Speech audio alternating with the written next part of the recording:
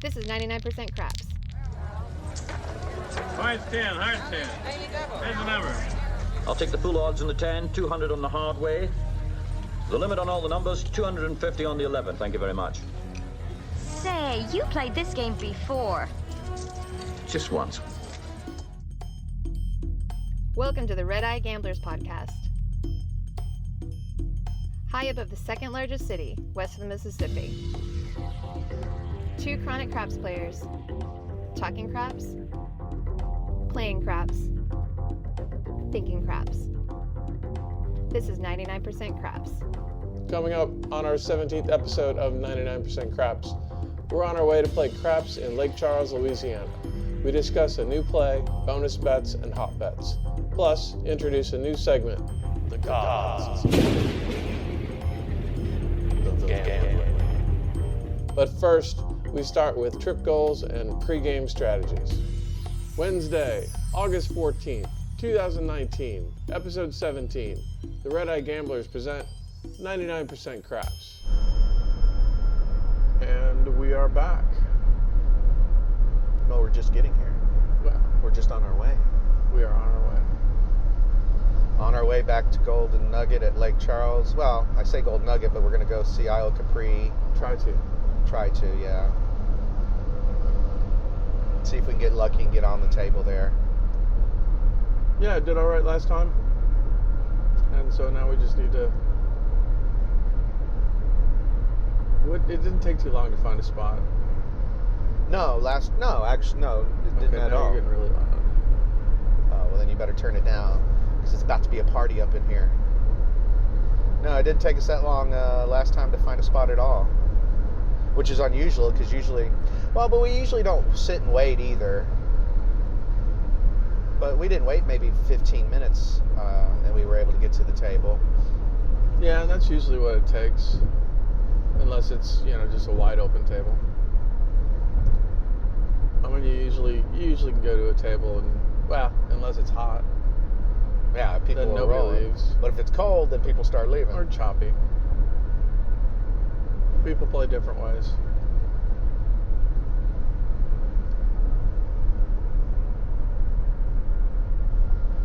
Well, today I'm going to try to repeat last trip's success in that I am going to try to be a fluid player. I'm going to try to read each shooter as best I can.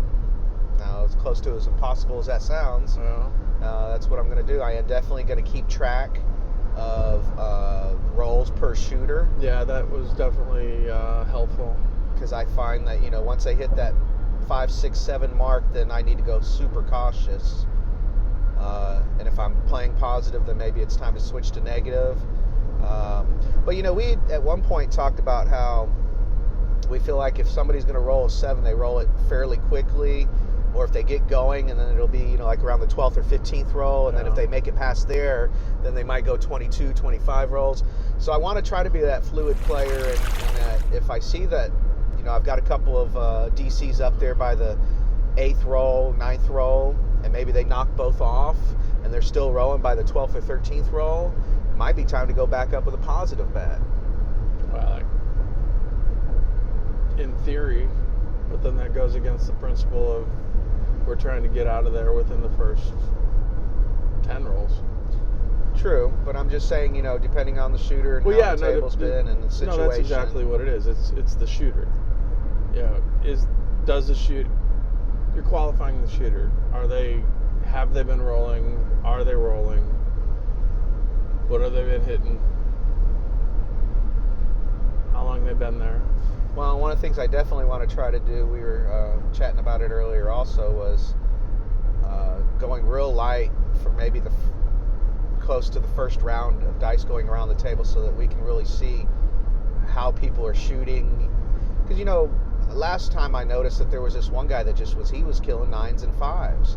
And, after the first time I missed it because I was on 6 and 8, but then when the dice made it back around to that same guy, I played 5 and 9, didn't even worry about 6 and 8, and did fairly well with him because I saw him hit 5s and 9s and he was a random roller, but it just seemed that his rhythm those numbers seemed to come up for him a lot. And I did that 3 or 4 times when he shot and did fairly well with that. It was just numbers that he seemed to roll. Yeah, well, I mean, that's the thing. If you see a shooter who has a sense of rhythm or repetition, you know, they have the same habit, they're doing the same thing, you know, and that's the problem though. Then they're doing all this pre-setup stuff, and then they throw random, you know, then they throw really hard or whatever, and then it goes. But yeah, I'm not really worried about the pre-setup. I'm worried more like, is the toss? Yeah, that's what I was going to say. I think everybody sees this, you know, can do a profession who can everybody can tie a bow on the outside of the package, you know, but it's a matter of what can you do with it. And so yeah, it's is there rhythm to that toss, and then is the toss, you know, landing in the same location each time? Exactly. That's probably the most important part. If the guy's doing that, you know, if his tosses are hitting in fairly the same spot each time, then you have a chance of him continuing to hit those rolls. I mean, we say that, but we know that. Yeah, I would rather bet on that kind of shooter, random roller, than somebody who's splitting dice every time.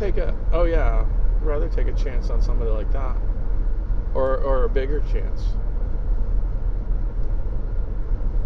But I definitely want to keep it light the first round, you know, maybe single bets, or maybe even, you know, 2 times odds, just to have something going up there. But, you know, keep it real light for the first round, and let those impressions of those players and the way the table's going, soak that in and try to decipher that the best we can, and then start increasing your bets. And I think this way, a lot of times we get there and you're so, well, how many times have we seen somebody buy in with $2,500 and they cut in the middle of somebody's roll, they get their bets, and the first thing they do is they bet $200, $300, and then bam, 7 straight out, you know, and then they're, oh man, I just got to the table, I already lost $200 or $300. And that's one of the things that I think our game, if we can show that discipline at the front side of it, and weather and learn what the table's doing before we start throwing the bigger bets out there, then I think we're protecting our bankroll a little bit better, so that when that time does come and we're ready to make those bets, we'll feel like we have a better understanding of what the table's doing. Yeah, that makes some sense.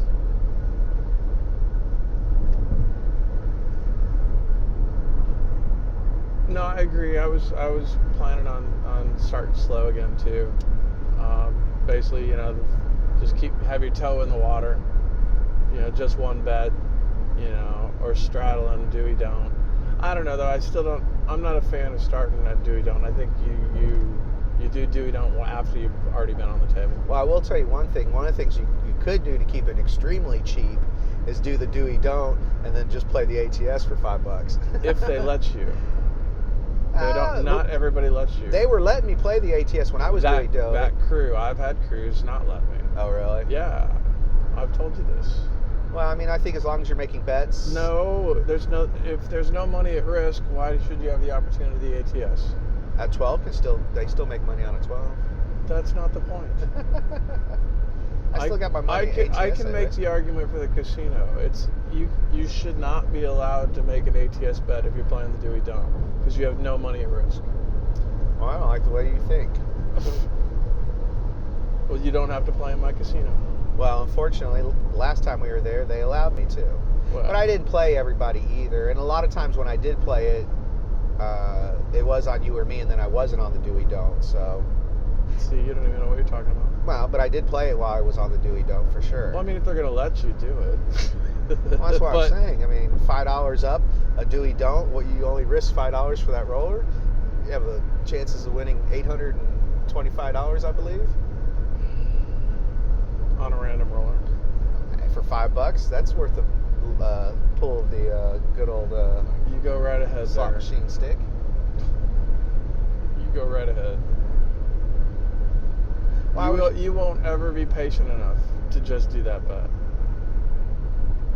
You do not have the discipline to make a $5 bet. But you could ride a table. And just do nothing but the $5 bet. There's no way. Ride a table though. Well, yeah.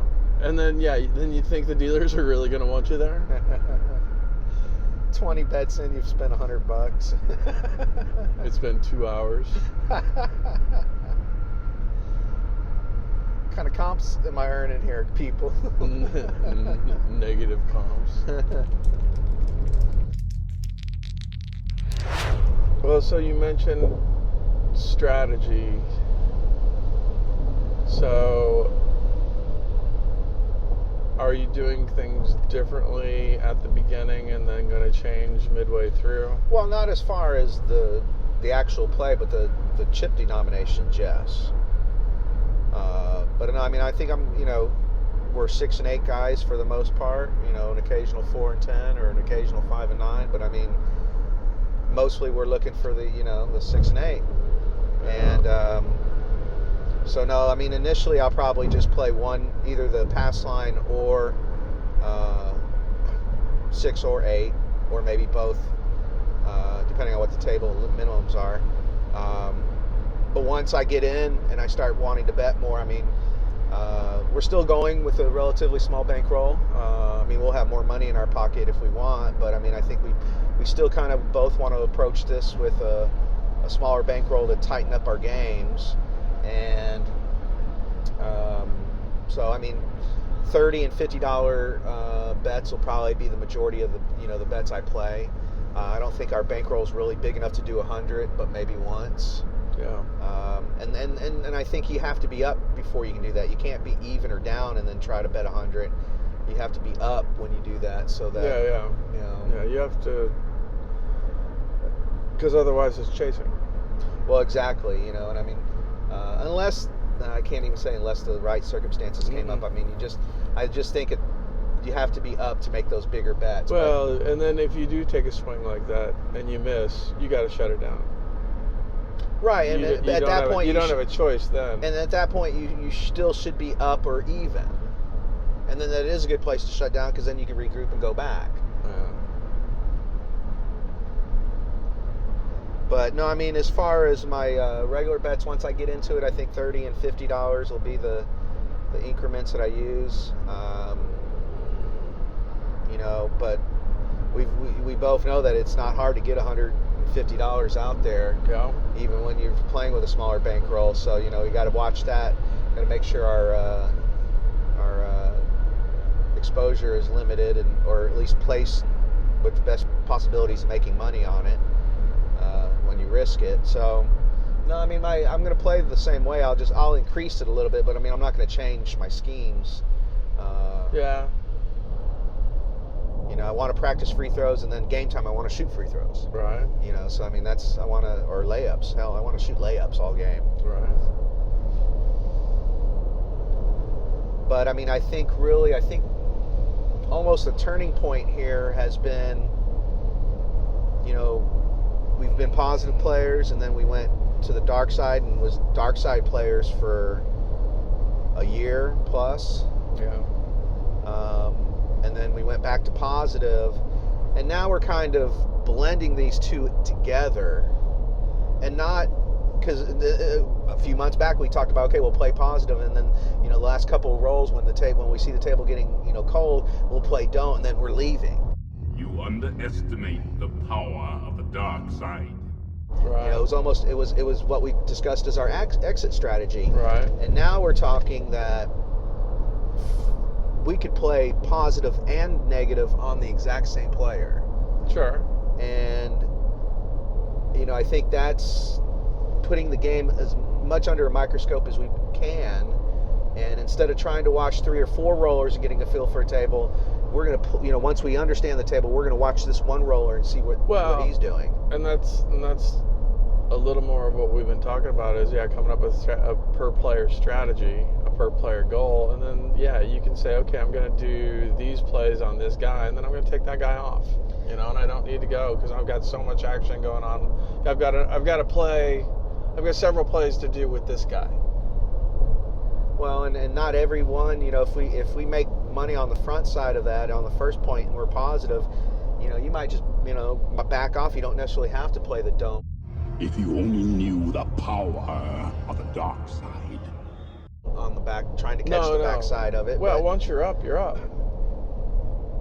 That's the thing. most of the time when you're able to bet, let's just say twice on a player, you bet you get them on the front, you get them on the first point, you're playing positive and you win your odds, and then it's on the back half that you want to try to get them again on the way out. And sometimes if you lose that, then you'll end up getting back to equal, and then you lose that first point of winning. So I mean, you kind of got to watch out and know what you're doing now. But at the same time, it's kind of house money. So if you wanted to make a play, well, I mean, we can argue back and forth on it. I would say that you want to maybe diminish your bet in order to make sure you stay up. Oh, for sure. If you made $50, you don't want to put 50 back out. You might only put 25 of it back out.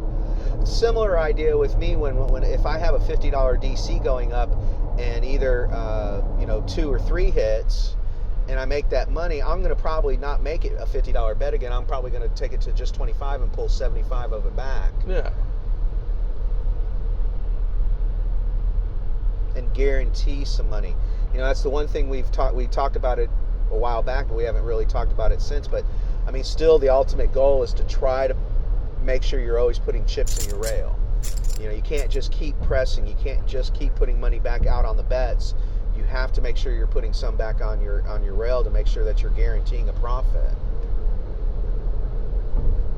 Because the next roller could easily 7 out before you get established. And I say either way. I say that's one play, one style of play. I say the other one is press it immediately and then regress. No, absolutely. And I think if you are going to press, you should press it immediately. Yeah, no, that's... I mean, I think one of the presses I'm liking on the 6 and 8 at $30 level is 30 pays 35. And so I press it to 42. I'll throw two dollar chips down, and I get $25 back to me, and then they press it the $10 plus my $2, so it's $12 plus 30 is 42. Now 42 is going to pay 49 the next time it hits, but now yes, I'm $7 down, but I've got a $42 bet out there for $7 because I got a quarterback already. So that's my press on 6 and 8 that I like from 30, because I don't want to do a full press because then I'm not getting anything back yet. So that's what I've been doing. It's a good middle press. Well, and from 42 you can go to 60, which is an $18 increase. So then you're still getting 18 from 49, 31. Yeah, that's pressing 1 unit on a $15 table. Well, that's still 3 units because the unit's 6, but I understand what you're saying, yes. Don't be messing with my units. I will not mess with your units, but I do like that press. I think if I do a full press, it's either on you or me. It's not on a random roller. Well, I don't even know if I'm going to roll today. You said that last time, and I won. From the until dumps. I started to roll. I did roll last time, remember? Yeah. I rolled negative. I was on the don't trying to roll. Give yourself to the dark side. And I laughed so hard and said, I don't want nothing to do with this. Go on with your bad self. And then would you hit 3 points? 5. Was it 5 points? It was like a comedy show happening right in front of me. I was just thankful I wasn't doubling up. Well, and that's so after our year plus stint of dark playing, I think that's the thing we've learned is you can't chase on the don't. You underestimate the power of the dark side. I mean, even though you want to, and you've seen people do it, and that is, mathematically, sure, double up, and then you'll win it right back. But you get sucked in. It's that one guy, and all it is the one guy, and it's the one guy you should be excited for because he's having a good roll. And unfortunately, you get sucked in to, oh shit, he's beat me 3 times now. There's no way he can beat me a 4th. Well, and there's no way he can do a 5th.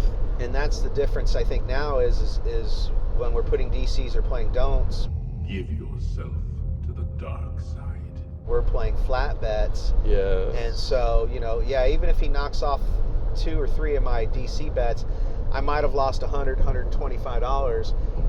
But, you know, we could talk about some of the hands you had back in the day on DCs. I mean, you had $600 and $900, $1,200 I'd easily have 300 in odds on the 5 and 9. You know, and I mean that's. And then you're trying to catch up, and so now if I get picked off on those 3 bets, I lost a little bit, but it's not anything I can't recover from. And to be honest with you, once you get picked off like that, the best thing to do is stay off.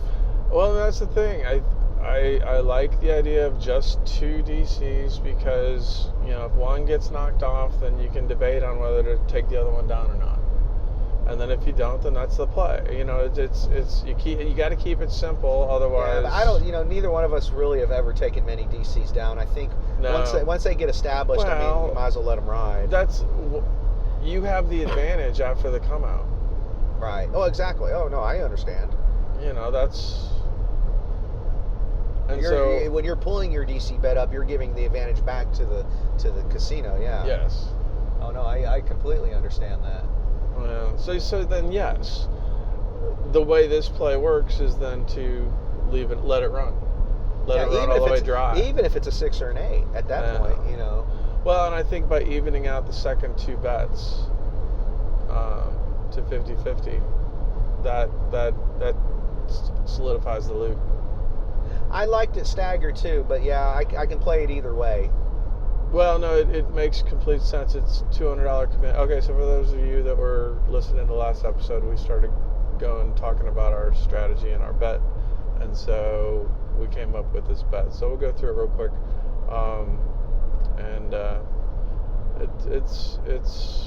it doesn't work all the time. Nothing works all the time. Don't do it all the time. But $75 don't pass. If you only knew the power of the dark side. $25 hedge, $15 hoppin' 7s, and $10 hoppin' yo. Or $10 yo. So there's $100 in action, 75 and 25. And this way, if a 7 does come out on the come out, it'll pay $75. So you'll lose a little bit because you'll lose $10. You lose 20 actually because your it's a hedge. Yeah, your hedges. But you're not losing your whole 75. No, absolutely. But if 11 hits, then you're making 150 minus your 75 pass line because you'll lose that. So then you're making $55. So you're making a profit there. $60. Yeah. Because your hopping 7s will be gone, but you'll still retain. The 7 is a small hedge. The 10 is a bonus hedge. Or the 11 is a bonus hedge. Yeah. So, but you're hoping that doesn't hit anyway. And once your pass line gets don't pass. Give yourself to the dark side. Line gets established, then what do you do? So then it's a $50 don't come bet. You underestimate the power of the dark side. And your $75 don't pass bet hedges the don't come bet by a quarter. So if a 7 comes, you win your don't pass. You lose your don't come, you win a quarter. However, if an 11 comes, what you keep bringing up the fucking 11s? It's part of the game. All right. So you throw $2 yo if you want to hedge every fucking bet, and I'm saying you don't have to. Excuse his potty mouth. So, and actually, I would probably go ahead and go for a nickel on a $50 bet. But that means I got to recoup this nickel. Shit. Well, right. You know, it's... All right, so shut up, let me finish. You asked me about the bet, let me finish. So yeah, so $50 DC, and then if you want to hedge, then I go a nickel yo, and then you do it again. So you establish 2 $50 DCs. Now you're out $10, but if you win everything, big deal, $10. So, but that would be what we came up with, and I think that's a solid all the way around. If you want to hedge with the 11, then throw a nickel in there, because then, or you can throw $4, but I think a nickel's easier. Or I guess if you wanted to, you could do 4 for you and 1 for the dealer. Right. But you know, that's what we worked out, and it seems to be working. But I think in doses. I was just gonna say, I think the most important part of what you just said was it works, but you can't play it every time, because it is not going to work every time. Well, and again, like we've been talking about, this is a play. This is a play when you see that, you know, the defense is backed up against you here, and you know this is the one you're going to pull out of your pocket. That's the kind of situations we're talking about. Situational craps. So you can identify, okay, this is where I'd make this play. You know, when the table goes choppy is when this table's good. When they've got to roll for at least 5 numbers. They got to get established up. The problem is you don't want to get picked off. So realistically, you want them to roll about 5 times and then 7 out. Yeah. You know, then that's it. I mean, if it's a short rolling table, because all you really want is your don't pass to get established. If you only knew the power of the dark side. Yeah. And then if you get a craps and you end up winning your bet, you know, you got the option to reduce your DC and then take that profit. Because, you know, there's a lot of times that don't pass. Give yourself to the dark side. End up being, you know, a crap number. So then you win your 75 right off the bat. Okay, so... Yeah, you've already achieved what your goal was. Yeah, so I mean, hell, you could shut it down for that matter. I mean, technically, but or you can back it down and enjoy some profit and still try to make more. Or change. You can change your style because you already just won 75. You can go down to a quarter and then not worry about everything. But the problem is if you're trying to establish, you know, $50 DCs, you need that 75. You need to. Everything has to offset. So if you're going to change, if you're going to take a winnings and then change your bet, you got to change it to something else. You can't change it back to this, because the way it works is the way the units are set up. Yeah, but I mean, if you won 75 and you pocketed 50 and left 25 on the don't pass line, point gets established, and then you go for a $25 DC. I mean, you're at least even. You know, if that's what I'm saying. You're changing it up. Yeah. It's not the play we just talked about. Correct. No, absolutely. So now we have to come up with another play. So just be careful. But I think you need to try to protect, and it depends on where you're at in your game. I mean, if you're up a lot, then maybe you can risk doing it again. But I think if, you know, you need to try to pull some of that profit back. I mean, I don't want to call it a Hail Mary, but I mean, you can kind of think of it as a play. Well, maybe you put a value on it. Okay, this is $100. It's a $150 play. Yeah. Or it's a $150 play. No, 175. That was what it was. If it works, you win 175. So that's the value of it. You're also got $200 at risk. So, you know, it's a $200. Did I really just say that? Yeah, it's a $200 bet, and we're only getting 175. Yeah. Okay. But so there's the value in that bet. Okay, so if you lose that once, well, that's $200 of your bankroll. So, you know, you can't do it that much. So yeah, but you're not losing the whole bet at one time. Well, no, but we just talked about we're leaving it up and not taking anything down. So yes, we are. Yeah. But what I'm saying is that's the value of that bet is $200, or you know, the cost of that bet is $200. So think of that more like a Hail Mary kind of a thing. It's you pull that out only once, you know, and you're taking a swing. And then if it hits, you know, you might not want to do it again, because then if you lose, then you're back to even. Well, it's definitely... If it hits, you're up. You're up 175. Yeah, it's definitely not something you can play numerous times. No, not without the right bankroll. And that's the deal. Is you know, it's a big play for a small bankroll. Yeah.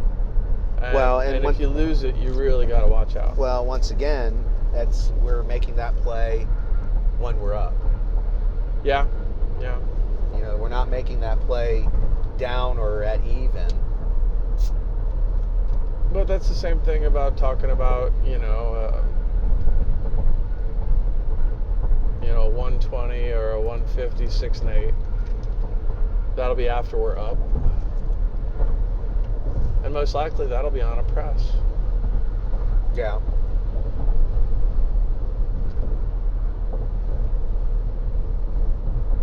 So anyway, so that's that full circle now. We're going back out there and we're going to try this one again. So we'll see if it has the same results or different results. But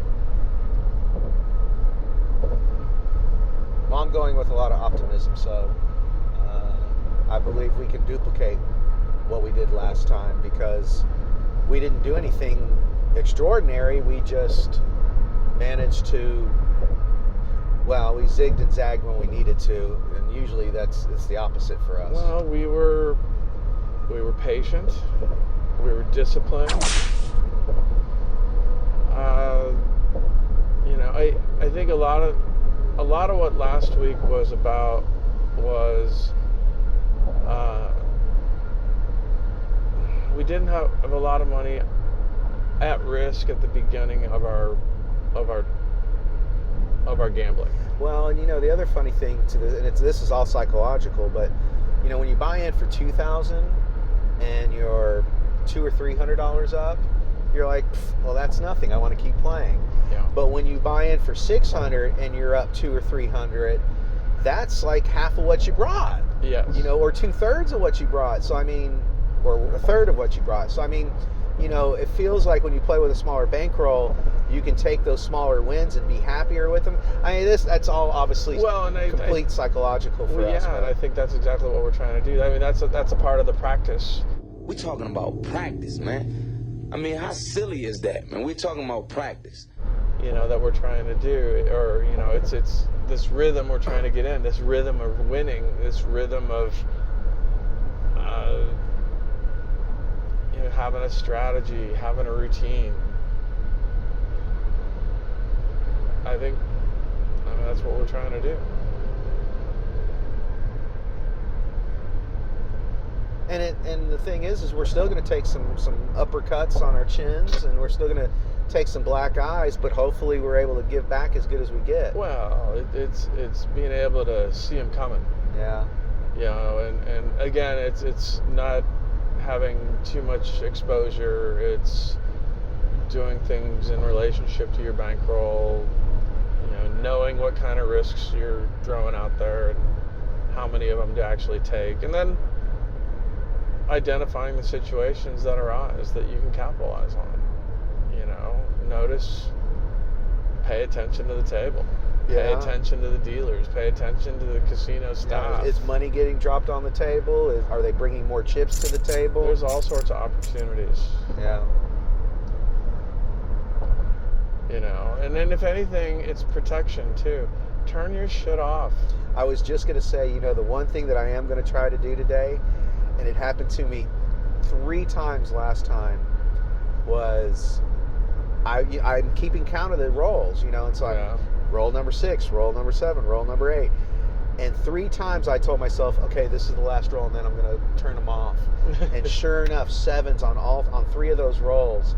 And I'm going to listen to my, if that pops into my head, I'm just going to turn it off. There's no more, let's see one more roll, turn me off now. Yeah, actually, here's another pro tip. Learn the name of your dealer. Right, so you get their attention. If you, they all wear name tags, and sometimes they don't respond to the name tag, the name that's on the name tag. They have nicknames or whatever. Yeah, nicknames or whatever. So make sure you get to know the name of your dealer so that you can say their name and say, hey, Jojo, turn my bets off. Because if you can't get their attention, if you can't say their name, and then they throw. Because a lot of times, all you got to do is get their attention, make eye contact, and verbally acknowledge their bet. And as long as they say it out loud, they'll usually take it. Especially when you're turning off. That's something they will definitely do. So when the dice are out, you can quickly do that, but you can't do it all the time. So, but if you don't know the name of your dealer, you can't do it at all. No, that's a really good tip, actually. Because a lot of times there's so much discussion going on at the table, but if you hear your name in a crowd, you turn around. So if you know your dealer's name, that can help you out a lot. Well, just like at a bar. Yeah. You know the bartender's name? Boom. We don't go to bars at all, people. No, never. Yeah, that's a good point. That's actually very good. That's a very good one. I want to be aggressive, but I want to be fluid. I keep saying that, and I hope people are understanding what I'm meaning by it. I want to be able to change my bets whenever I need them to change, or turn them off, or and I'm not playing just any one play for any one person. It's multiple plays. It's almost like football now. It's first down I've got to play, second down I've got to play, third down I've got to play. Third and 1 I've got to play, but third and 8 I've got another play. That's exactly it. That's exactly it. It just makes sense to me that way, or it makes more sense. Well, it's we've made comments on it, but it's watching that one person. They play the pass line and some odds, and then they're always playing a C&E, or they're always playing hard ways, or so every time he gets knocked out, they're always throwing out more money, but it's not getting hit. There was that one guy from last time that every roll he was doing a $2 C&E. Yeah. I mean, at what point do you say it's just not worth it? After 15? I mean. Well, I know where it comes from, because it comes from every time I don't do it, it hits. Well, of course, but And then, well, it's only $2. I'll include it in my... No, if you have it in your bankroll, have it in your bankroll. Yeah, I would rather take the losses on... It's just not a smart bet. Yeah. I think we both agree on that. I mean, you're just feeding the... No, there's better ways to do that. Yeah, for sure. Yeah, I might try some hard ways, but... Not if you're not throwing. Yeah. Well, it depends if I can get into my spot. If I can, I was gonna throw. I actually threw well last time. Actually, you did. So I would like another go at it. I talked about it with trying to. Well, what made my throw different from last time was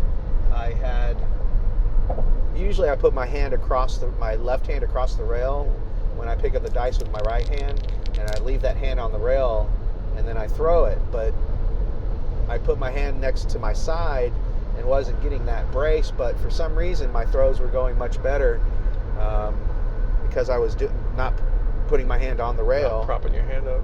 And so... Using your crutch, you finally took the training wheels off. I guess. I don't, I mean, I don't... Dude. I don't know. Glad you figured... Well, let's hope that was it. Yeah, let's hope, yeah. Because, I mean, I didn't have any great rolls, but I had 3 or 4 rolls that were 10 to 12 rolls, and then I think I had one that was 18 or 19. I know you had an 18. Yeah. So, I mean, it wasn't a ton of great rolls, but I was hitting numbers on those rolls. I was hitting inside numbers.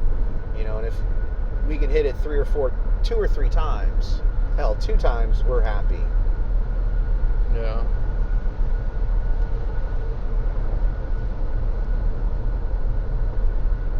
So yeah, if I can get in my spot, I would like to roll again.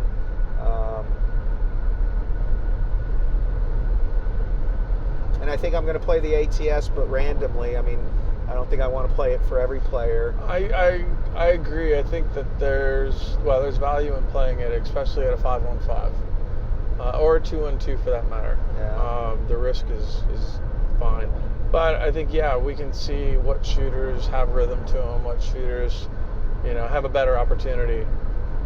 But then again, I mean, we very well might not be on it when it does hit. Yeah. Yeah. I mean, I think maybe that's what you can do is you can do a 5-on-5 and then go down to a 2-on-2 and just go up and down like that. I mean, you can absorb a $5 bet. Yeah. An $11 bet you can absorb. As long as we're doing all right.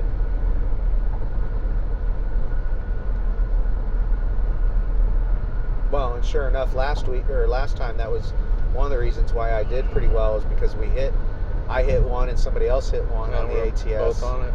And we both were on it, yeah. For a nickel. I was on it for 4 on one, but 5 on the other, yeah. Yeah, the bonus can really get you sitting straight. I mean, it's when I've got that 10-5-10 and you hit one side. Yeah, 350. That's a nice lick. It's been a while since we've seen the hole hit though. Yeah, still.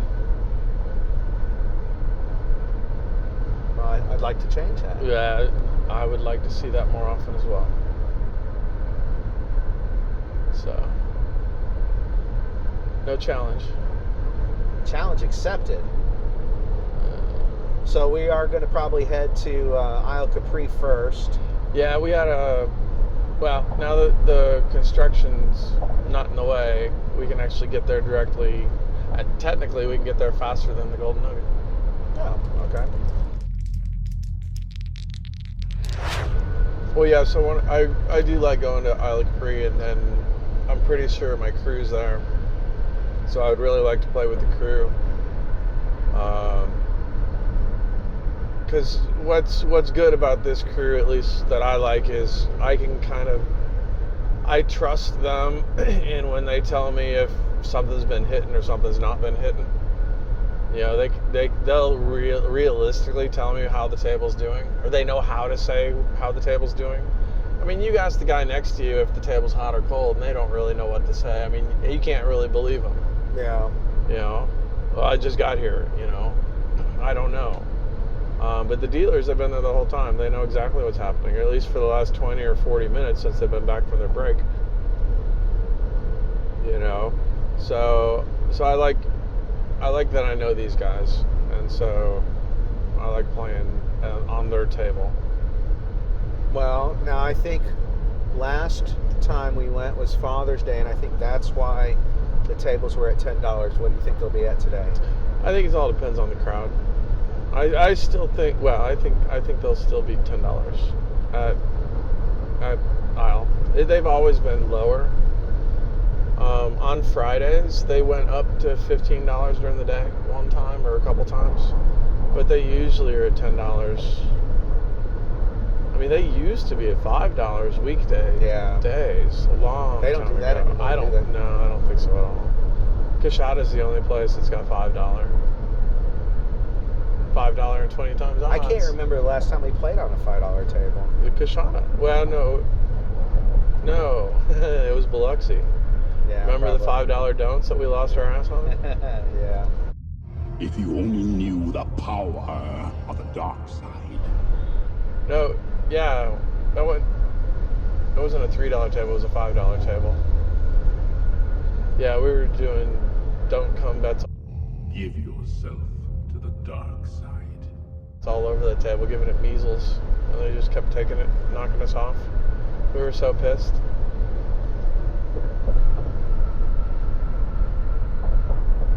Yeah, it was like 1 or 2 in the morning on a Thursday night. There was nobody out. We were in the no smoking casino. Oh, That's in Biloxi. Yeah. You were already in a bad mood. We'd already been in New Orleans and thought we had our hotel there, but it was in Biloxi instead, so we had to drive out to Biloxi. So then we were scouting things out. Like, oh, well, let's play. It's only $5 table. We just buy in for $300. No big deal. Then we're like, oh, okay, $5 don'ts. Ain't nobody gonna roll. Friggin' knock us off left and right. End up losing $300 in like a half hour on a $5 table. Yeah, the minimum doesn't really matter. You can lose your money pretty quick anywhere. Well, that's the thing.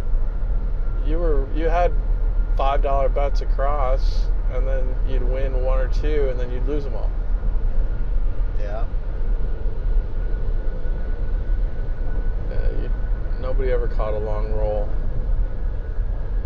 but they were picking off our DCs.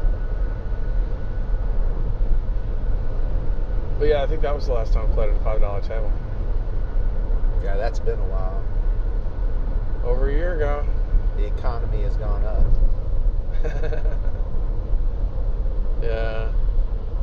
Well, and again, I think the only thing a $5 table is good for us is regression plays. Yeah, that would be the king of regression. Especially if you had like 30, do $30 6 and 8s and go down to $6. Well, I was and then build it up from there. Get $150 6 and 8 and then go down to $5. Well, it's that. I was trying to make it realistic. $30 you could do, but yeah. I mean, you could go back to 60 and do just as fine as well too. Well, that is the play. You do $60 6 and 8s. You hit one, and then you go. You do 44 inside or something. Yeah. No, that's another play that I like that we need to start strategizing. I like the regression play of hitting a positive big bet and then going to smaller bets but covering more numbers. Having the $60 6 and 8, you get a $70 win, and then you take $15 5 9 and then $18 6 and 8, and then you build it up from there, because then that's house money. Well, the only problem with that is you've got to have at least 3 hits to break even. Not if you're regressing. You've got to take profit off the first hit. Yeah, but for those four bets, then that's house money already. You have to hit it 3 times to break even. So No. I'm saying I understand what you're saying. I'm saying instead of just putting that in your pocket, now you have to hit 3 times to break that even. Or you could hit it once and turn it off. Oh, absolutely. I mean, you don't have to leave them on just because you covered all the bets. I'm like just saying, hey, you got a bigger net. You can still treat it the same way. But it's one way to expand your bets without risking a lot of money.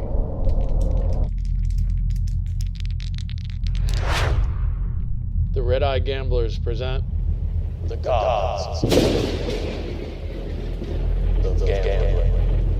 Hermes is the Greek god of gambling, profit, and gaming. Hermes is the winged messenger of the gods. Hermes is the son of Zeus, the ruler of Greek gods. Hermes is in Greek mythology more often than any other deity. Hermes is said to have learned the mysteries of the universe and taught others these mysteries. Hermes is the patron of gamblers and the spirit of luck, chiefly to those who play with dice. Hermes is the giver of wealth and good luck. He also presides over the game of dice. Hermes is also the god of profit and treasure, especially of sudden and unexpected riches. Hermes is the god that gamblers pray to prior to participating in a dice game.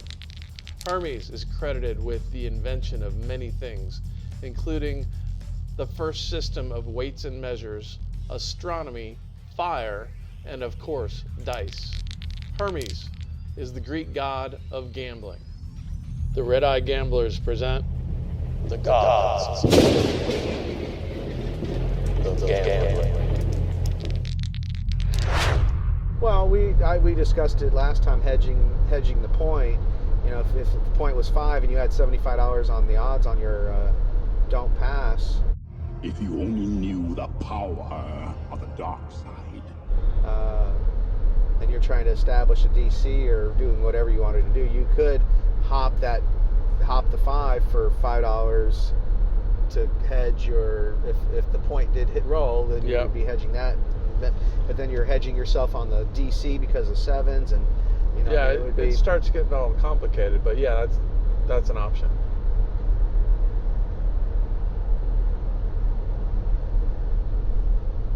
No, so anyway, I hope we made that all nice and confusing for you.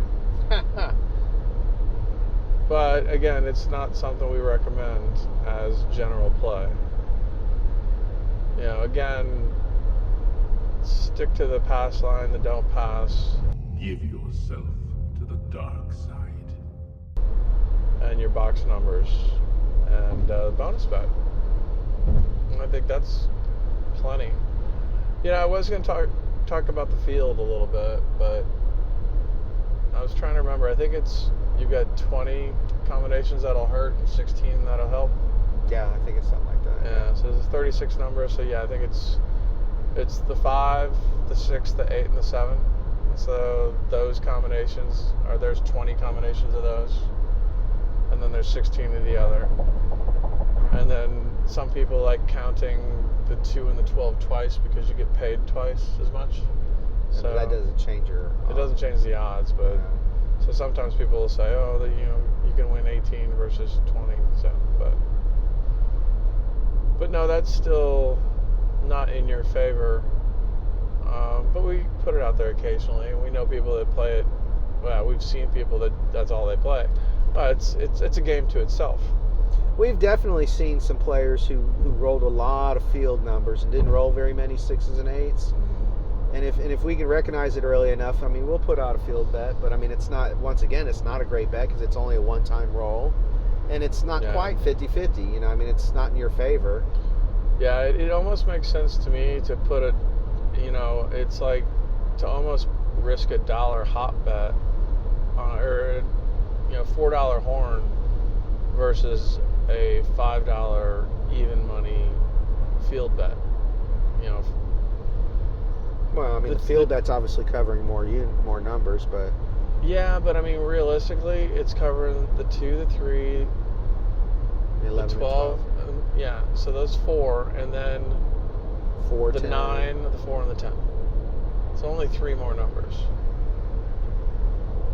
More combinations, but more numbers. Right. And so the way I'm looking at it is, for my $4 bet, I can win multiple versus even money. I can win 15 to 1 or 30 to 1 depending on what's hit,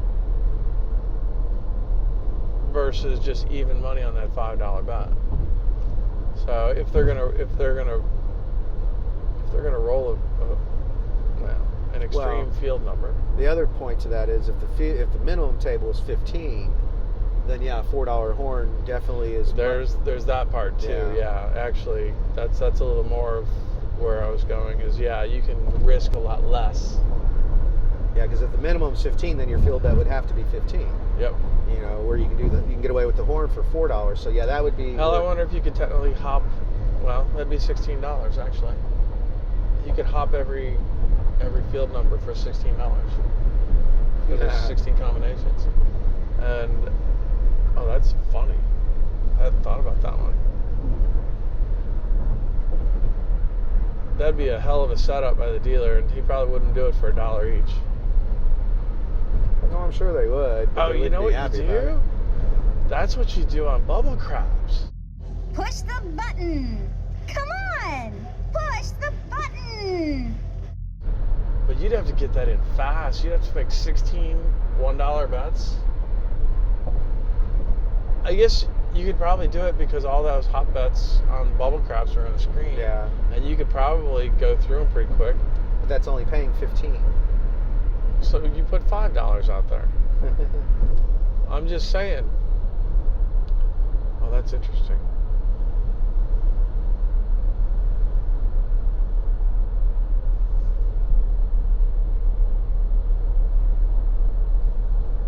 Oh wait, I was saying that's interesting. So yeah, you win 1, you win 15, and then you lose 16.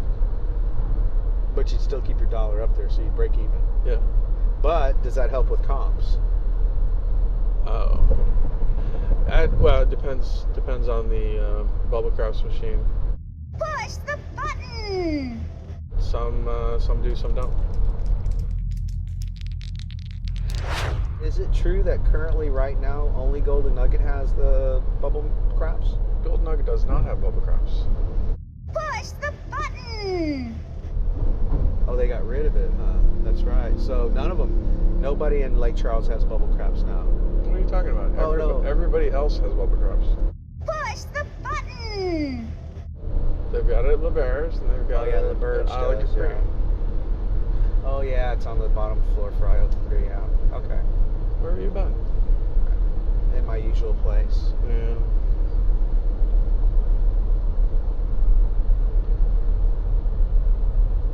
Yeah, it's been a while since we played bubble craps. Push the button. Come on. Push the button. No, I did it when I was in Tampa. Because that's all they have. been a while since I played bubble craps. Yeah. It's been a while since I played bubble craps at Push the button! $5 or $10 minimum. I think it was $5 minimum. I like it's when it's dollar minimum. $3 at least.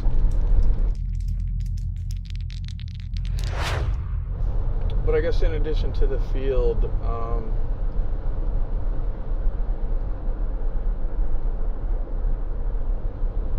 I mean, I guess it's more playable if you can find one that has the 3-to-1 for the 2 or the 12. That gives you a little extra edge. Well, it most definitely does, but unfortunately, Vegas is the only place we've seen that, or where else have we seen that? I'm just saying, if you can find it. I think we saw it in Blackhawk. But yeah, I mean, your smaller markets, it's how you differentiate from place to place. I mean, one craps table will have it this way, and then, you know, kind of like how some have fire bets and some have bonus bets, or ATS, you know.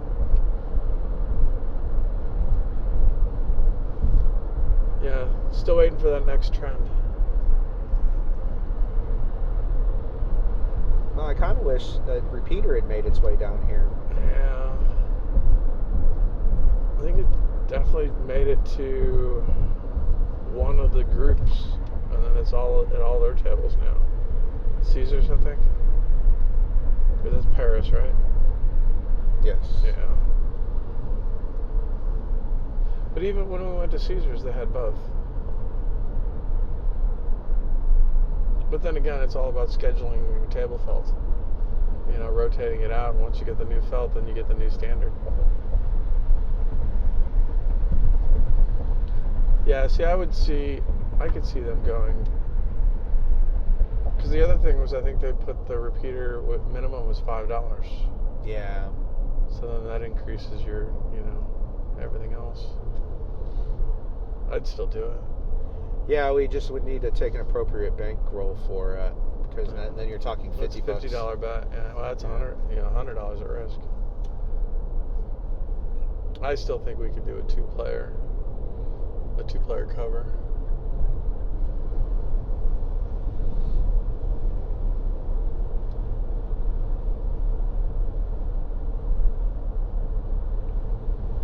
But the whole point is you have to hit the ATS, or you have to hit the repeater. Yeah, you do. You gotta roll forever. You have to roll 36 times. Well, excuse me, 30 times.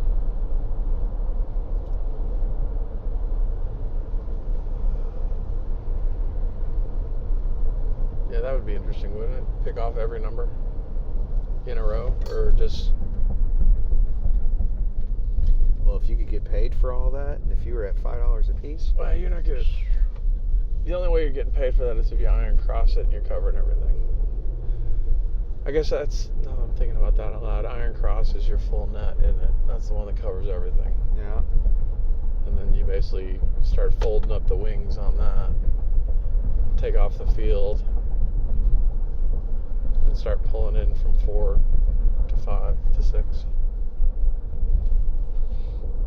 Yeah, I think one play could be throw out the iron cross as a big net, and then each play you condense it. You doing that on a crapless table? No, because I'm talking about field bet. Yeah. You need a huge ass bankroll on a crapless table. And if I would do it on a crapless table, I don't want to hedge it somehow. Right. We got to find out if we can lay bet or hot bet on a crapless table for sure.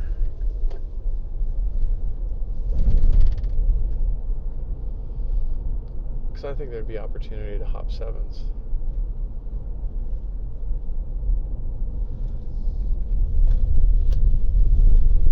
And then if they'd let you individually lay, that'd be interesting. But I don't think they'll let you do that. I guess the easy question is, hey, do y'all have any lay buttons over here? Yeah, pretty much.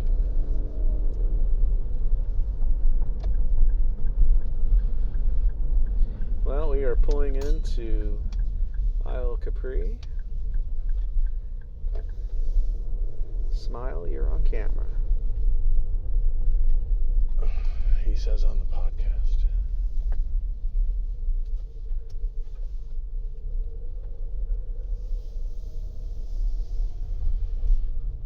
Well, I guess this is it. Well, Wish us luck. no. We'll get back with you later. Cheers.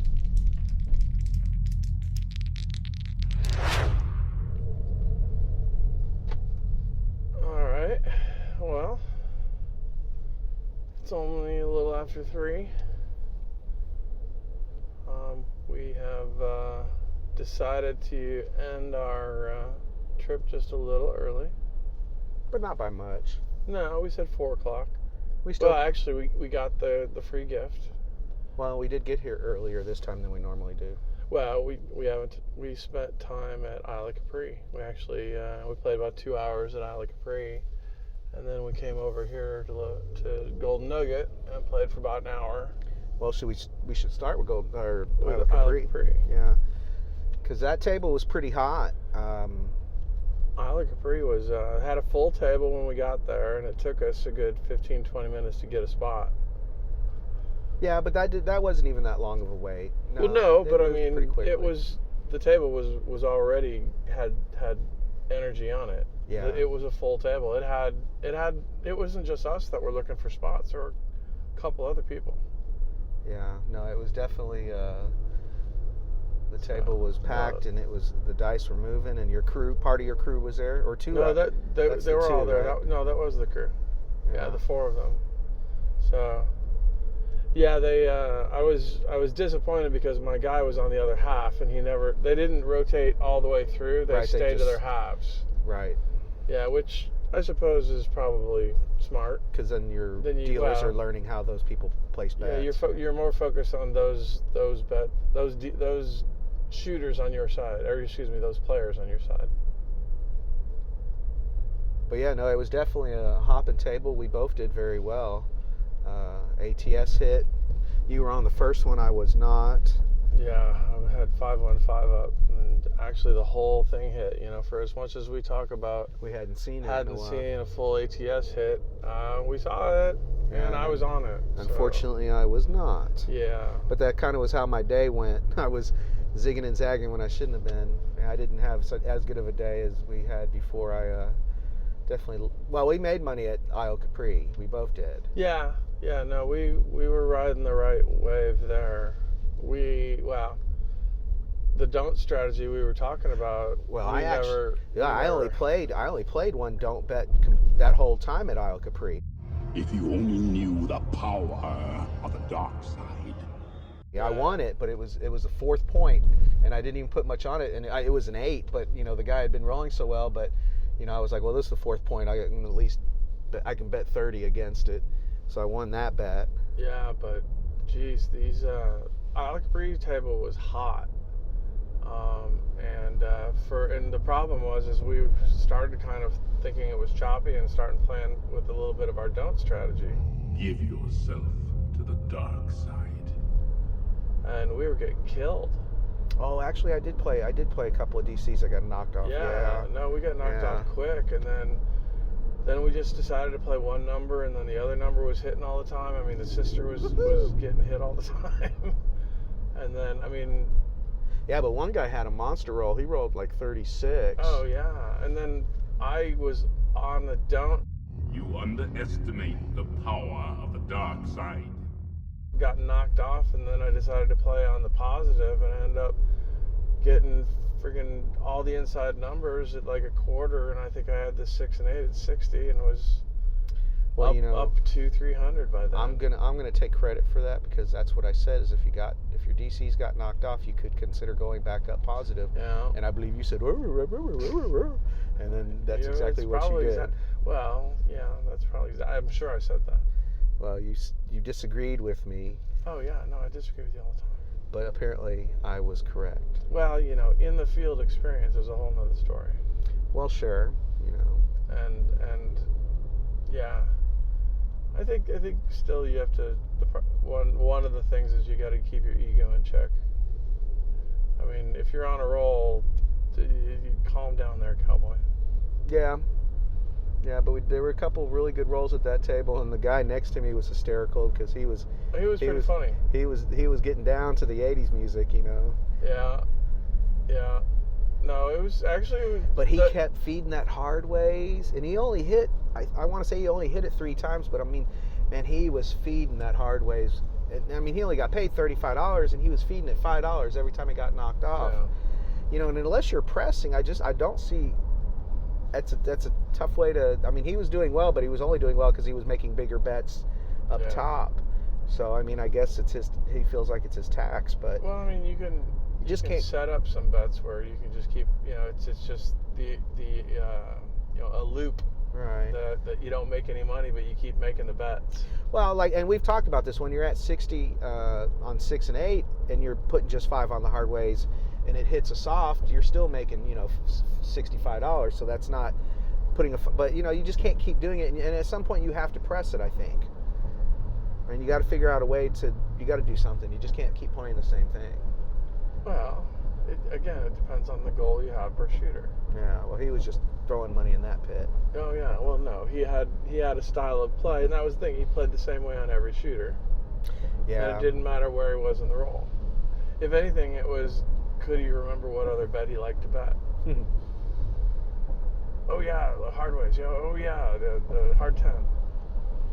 Yeah. Other than that, we didn't really run into any characters today. No, actually, it was everybody knew what they were doing. Well, and IO Capri. Yeah, no, they. I'm talking about players. Yeah. No, I had some old white guys, and then some. It was a mix. Yeah, it was full tables with your typical craps crowd. Which means anybody and everybody. Yeah. Well, you're seasoned veterans. Well, and I think that's always important because I think at LA Capri we run into more locals. And if they're playing 2 or 3 times a week on that table, then they feel at home for sure.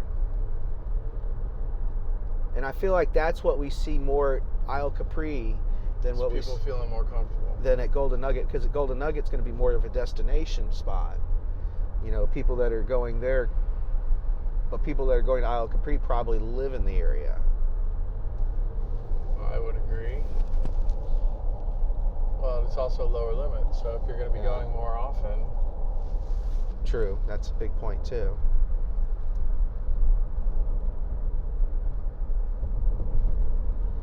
Yeah, so Isle Capri, we like I said, we didn't really play much DC because the table was so hot. So just playing positive was the right thing to do. Yeah, basically all the inside numbers were hitting. Yeah, I probably should have been a little bit more aggressive and raised more, but and kept my money on the table. But sometimes when a shooter's getting around 20, 25 shots, I've already made a lot of money, and I'm thinking, all right, well, if I pull up my bets, Well, I think that's where you have to start. Yeah, you pulled your bets, but you're still playing with you got to switch over to you're playing with house money. Yeah. You've locked in your profits. Now you're playing with house money, so it doesn't matter. So you can keep it out there longer. So I think that's the mentality you need to go back to. Yeah, when you're playing with the house money. Yeah, well, because then you won't have a problem raising and everything if you just you could take half the bet and raise the other half. You're 30 to 42. Things like that. Yeah, there were a couple of guys that were pounding 6s and 8s. Oh yeah, no, I missed the opportunity on pressing 8s.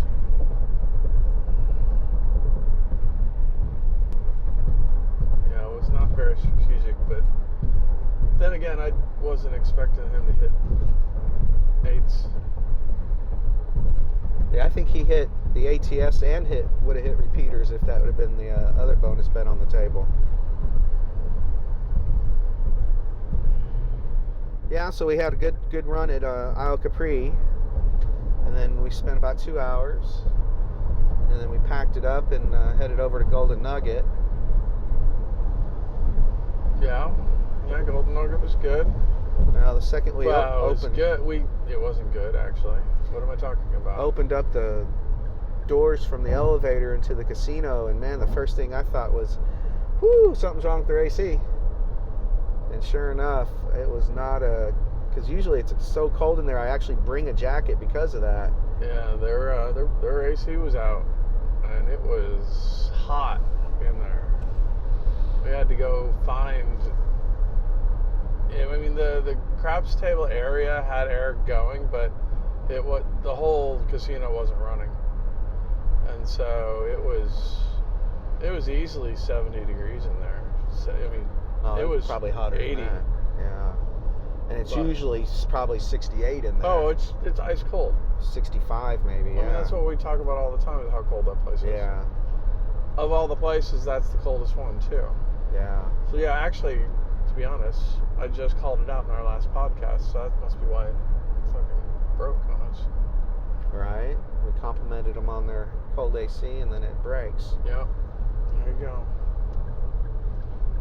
But compliment the lottery machine and let it give me a winning ticket then. that's what the ATS was today for me. Yeah, no, ATS was off at both at Golden Nugget and Isle Capri. The ATS was hit numerous times. It was hit once full. What it was we were on warm to hot tables today. Yeah. The tables were hot, and it messed with us because we've talked about going back over to the dark side and playing both sides. And the problem is we were playing both sides leaning on the dark. And we should have been leaning on the positive. Not that points were being made, but box numbers were being hit. Yeah. Yeah, that one guy, I think he went 16 rolls before he hit his first point. Yeah, they weren't hitting points, but they were hitting numbers. 5s, 6s, 8s, and 9s. 4s and 10s didn't really pop that much today. They popped, but not much. And then hard ways were hitting too. A lot of hard 8s, a lot of hard 10s. The 4 was being neglected. I didn't see a lot of 4s. And it seemed like when the 10 was the point, the 10 was made.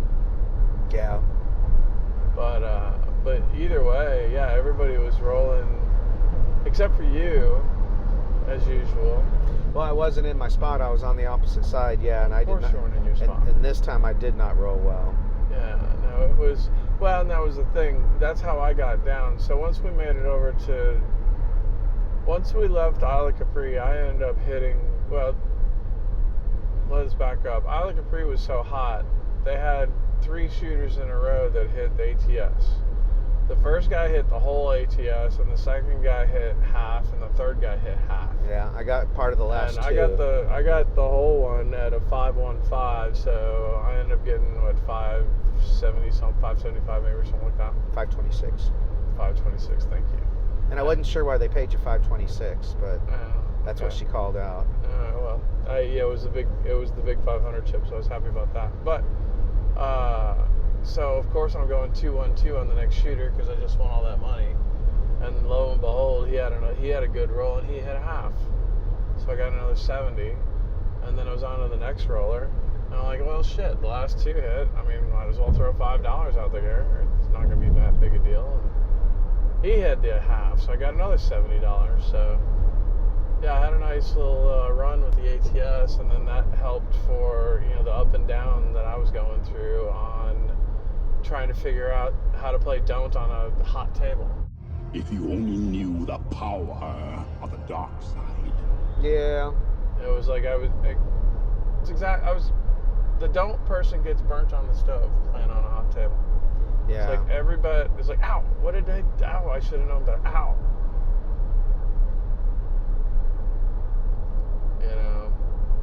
Especially when you decide you're gonna play your heavy don't. You underestimate the power of the dark side. And you wait it out, and you're like, okay, it's been all these good runs. These runs can't keep happening. This is Isle of Capri. It's not a great casino. Well, what do I know? Yeah, but you did good because you put $1 up on the tall and the small for the dealers, and so they got some of the last Well, two, you know, right? what's interesting is, yes, I was betting heavy with the dealers because I like the dealers, and I want more comps from there. I want more free money. So I know that's the way to do it. And I like these guys, and it's just positive karma that I like to do. But,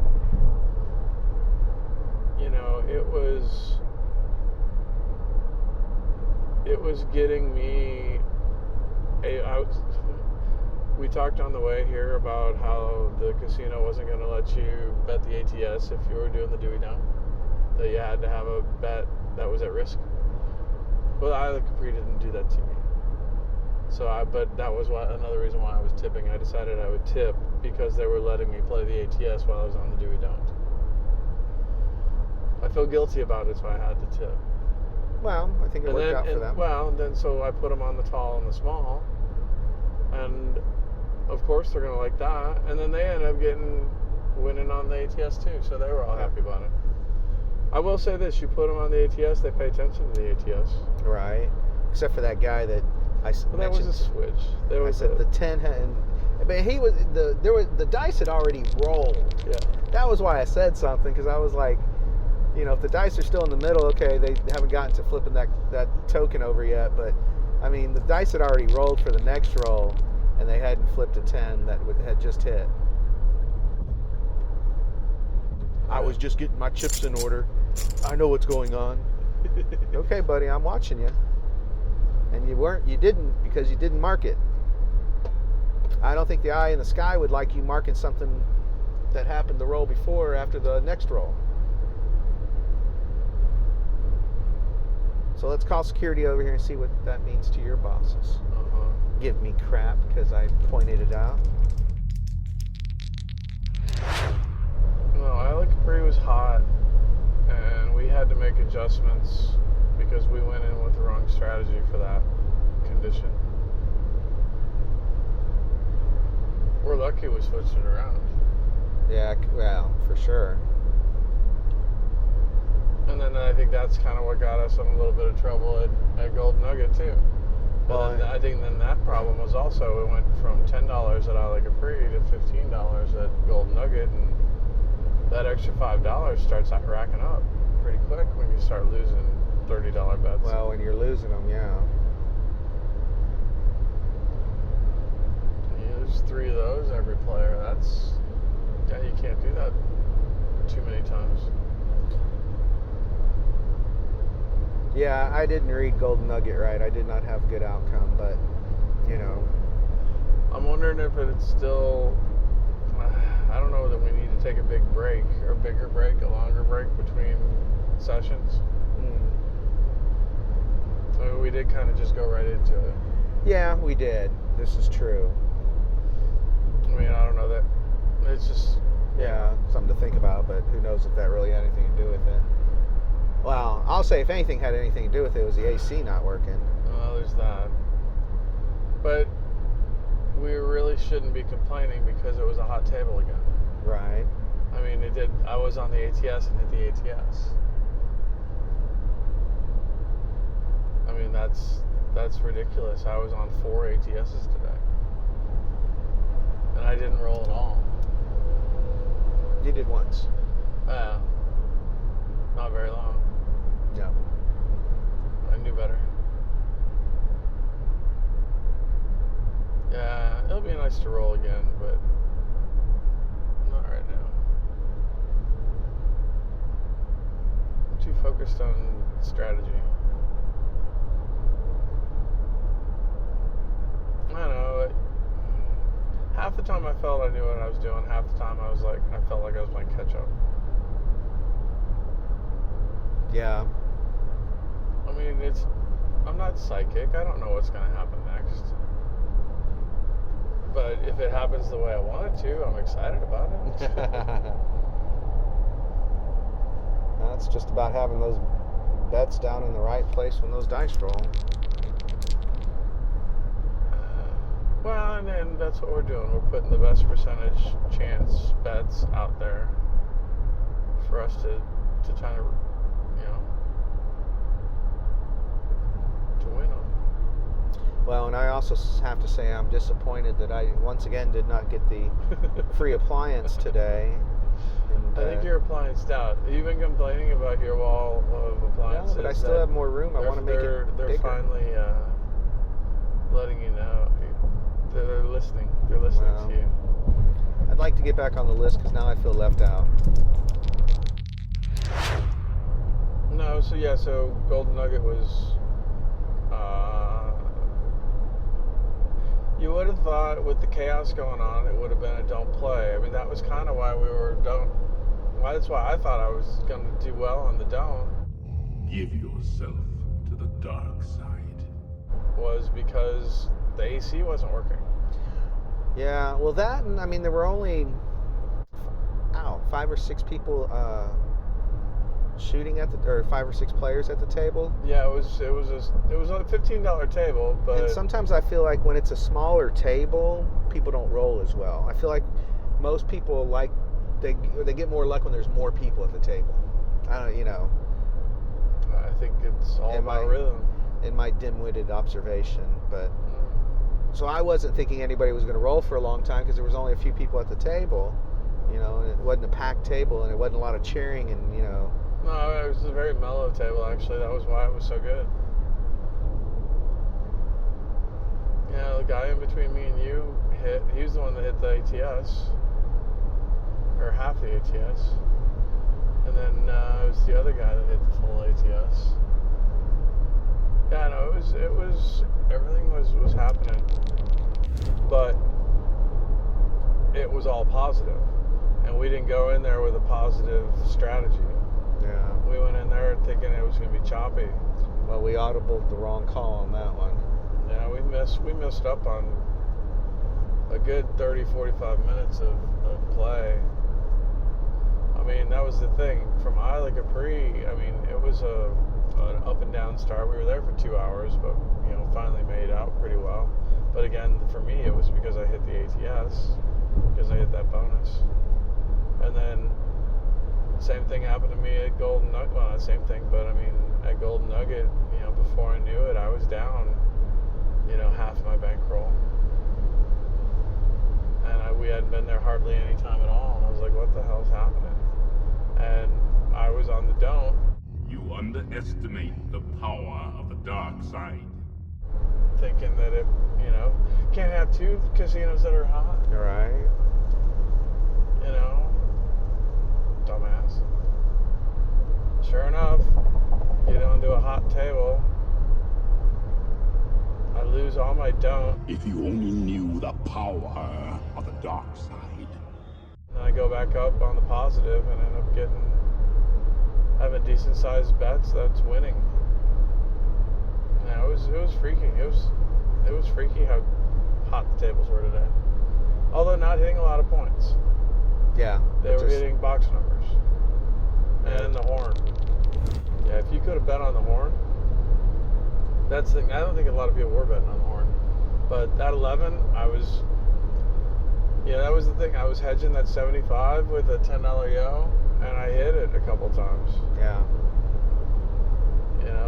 That guy was hitting, it was hot. Yeah, the hedges were working, and then, remember how I'm always talking about my strategy, and you keep saying, you should hedge the 11? I didn't hedge the 11, I lost. And it got you on the DC. Twice. Yeah. Yeah, so thanks for bringing that up. Well, I do what I can, where I can. But that's kind of the gamble we're taking. Hedge or no hedge.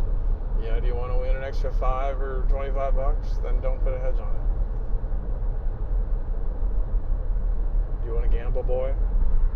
Well, I think it's another play that you just can't make every time, but you got to. No, I think. Well, you got to sometimes zig when you get a zag, right? Yeah. I don't know. Well, if you can put it into your bankroll, put it into your bankroll.